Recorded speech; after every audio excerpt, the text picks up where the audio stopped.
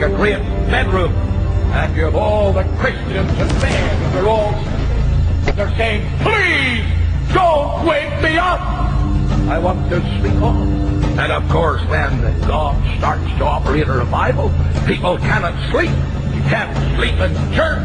But the Spirit of God awakes the people. Look at the first verse of this 52nd chapter. Awake! Awake! Put on strength! Wake it up, you sleepy Christians! Awake, thou that sleepest! Arise from the dead! Christ will give you life! Keep this in mind from an old man. There is no finality to the Christian life this side of eternity. We pray that some of us may go to our own funeral tonight and die to self and end all the failure and all the weakness.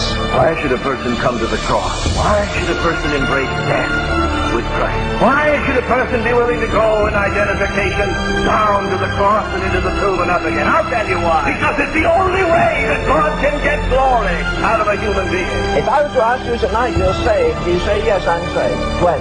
Oh, so-and-so preached, I got baptized, and are you saved? What are you saved from? Hell? Are you saved from bitterness? Are you saved from lust? Are you saved from cheating? Are you saved from lying? Are you saved from bad manners? Are you saved from rebelling against your parents? Come on, what are you saved from? Who shall ascend the hill of God? Who shall stand in his holy place?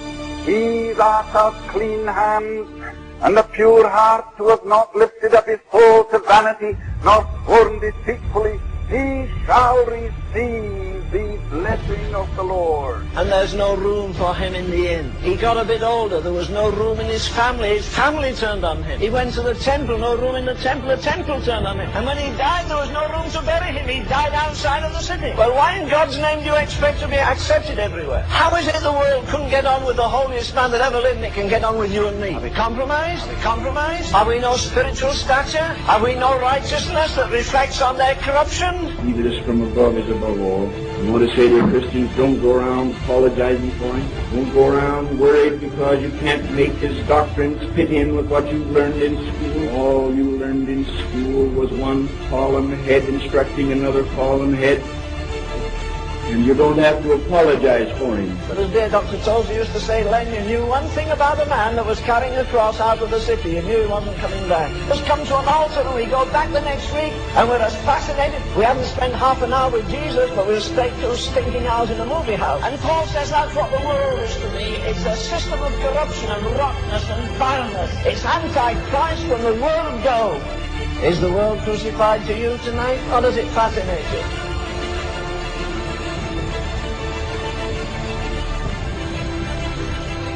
Do we not need a very much greater conception of how tremendously valuable a true expression of the church is to the Lord? It's priceless. But the Lord give us more of this anguish for his church as a whole, and then it will be precious to him.